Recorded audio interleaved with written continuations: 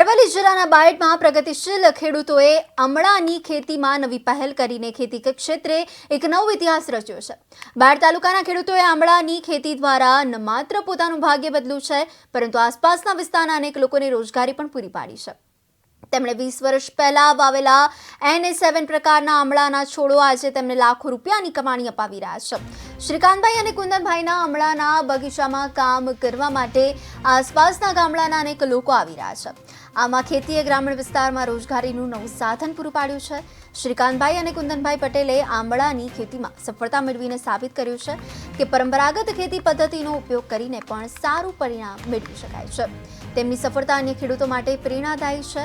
આમળાની ખેતી એ ખેડૂતો માટે એક સારો વિકલ્પ છે। તેનાથી ન તો માત્ર ખેડૂતોની આર્થિક પરિસ્થિતિ સુધરે છે, પરંતુ તે આરોગ્ય માટે પણ ફાયદાકારક છે। અમોએ આમળાની ખેતી લગભગ 20 વર્ષ પહેલાથી શરૂઆત કરેલ છે। આ આમળાની વેરાયટી જે છે એ NA7 વેરાયટી છે।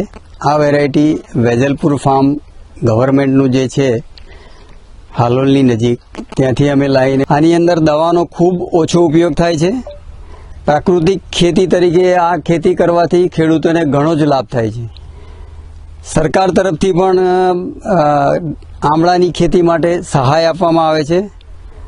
મારું ખેડૂતોને એક જ સલાહ છે કે તમે આમળાની ખેતી કરો અને સારું ઉત્પાદન મેળવી। અમોએ આમળાની ખેતી લગભગ 20 વર્ષ પહેલાથી શરૂઆત કરેલ છે। આ આમળાની વેરાયટી જે છે એ NA7 વેરાયટી છે। આ વેરાયટી વેજલપુર ફાર્મ ગવર્મેન્ટનું જે છે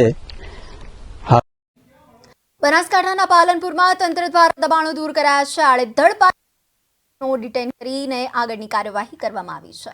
ટ્રાફિક સમસ્યા નિવારવા તથા દબાણો દૂર કરવામાં ઝુંબેશ પણ હાથ ધરવામાં આવી છે। પાલિકા અને ટ્રાફિક પોલીસ ટીમ દ્વારા કામગીરી હાથ ધરાઈ છે। અવ્યવસ્થિત સામે તંત્રની લાલ આંખ જોવા મળી છે।